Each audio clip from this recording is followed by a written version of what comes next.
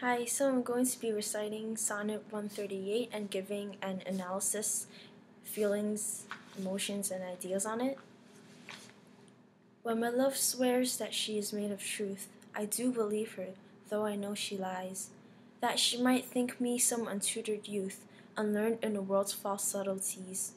Thus vainly thinking that she thinks me young, although she knows my days are past the best, simply I credit her false-speaking tongue. On both sides thus the simple truth suppress. But wherefore says she not she is unjust, and wherefore say not I that I am old? O love's best habit is in seeming trust, and Asian love loves not to have years told. And therefore I lie with her, and she with me, and in our faults by lies we flattered be. So first I want to give you a summary about the sonnet so you kind of know what I'm going to talk about here. So this sonnet's talking about how there's two people and they remain together not because they truly love each other, but because they want to take pleasure in themselves and they just feel comfortable lying to each other. So the way I'm going to organize this is first I'm going to talk about the theme, a literary tool, emotion, and then an idea, and then another literary tool, emotion, and then an idea. So that's how I'm going to arrange it. So the theme I came up for this sonnet was that love can be tolerable, and I'm going to explain it as I explain my feelings and emotions about how I came up with this theme. Okay, so the first literary tool I'm going to use is diction, and I think the author in this sonnet used it really well in two places. And the first place is the part where it says, "But wherefore says she not she is unjust, and wherefore say not I that I am old?" And the author really wrote these two lines really similar because he is trying to show us as a reader that there are two people and they have really similar thoughts, and they're just deceiving each other with very similar plans and ideas, and he's just kind of showing us and telling us to compare these two lines by showing that these two people have really similar thoughts. And it's just his way of expressing it by using diction. And the second place the author used diction really well was in the part where it says, "Therefore I lie with her and she with me." And the author plays a pun with the word lie because lie can mean two different meanings, and it's just a very simple word.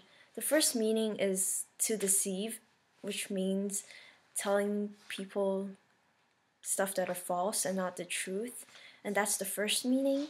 The second meaning is lie, as in like lie down in bed. And the author uses a pun in this because he's trying to tell us that there are two reasons that these two characters are remaining together. And the first one is because that they feel comfortable just lying to each other and foolishly pretending that they believe each other. And the second reason that they remain together is because they just want to satisfy themselves and lie with each other. So the author did a really good job using diction in these two places. Okay, so now I'm gonna transition to emotion. And ultimately, so far, my emotion is frustration because these two characters are not staying together because they truly love each other. It's not because of true love, but it's because they feel comfortable lying to each other.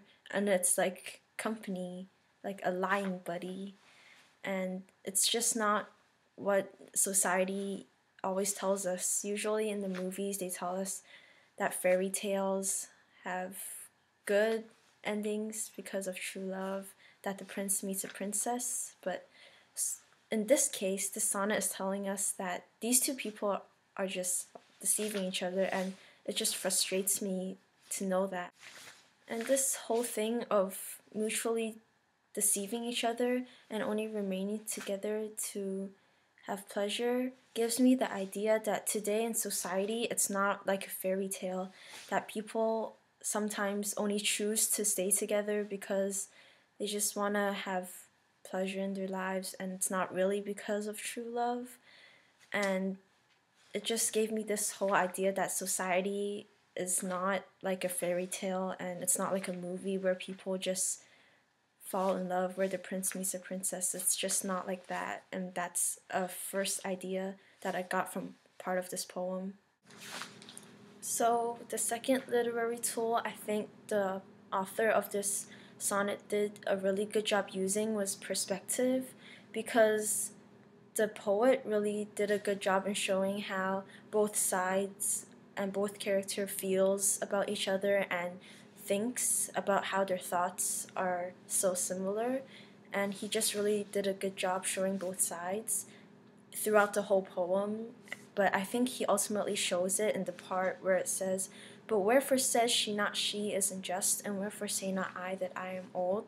Because I think these two lines are showing both sides of the people. Like, "But wherefore says she not she isn't just" is showing how the mistress is not admitting that she is really unfaithful to the poet, and "wherefore say not I that I am old" is showing the poet's side about how he's not admitting that he's actually not a young man and he actually is very knowledgeable about this world. And I think the author is just really clear about perspective. He's just showing both sides, and yeah. And the emotion I feel is actually feeling insecure, because I feel insecure for these two characters. They both don't want to admit the truth. I think they just feel not so good about themselves. They just want to hide the part that they don't like, and it creates a whole fake personality that they have. And they're just such cowardly people to not want to admit what is really the truth, and instead just living a whole lie and keep telling the other person about lies. It just gives me the feeling about insecurity and feeling cowardly. It brings this whole emotion to me, and I think that's just the author's way of telling us that there are these people that just feel insecure about themselves. And so this whole thing just gives me an idea of how people in society do feel insecure about themselves. And it is true that some people in society just want to blend in, because society is a really big deal and people just want to fit. They don't want to feel different than other people. They want to be same like everybody else. And it creates a whole fake personality, and everybody is just exactly the same.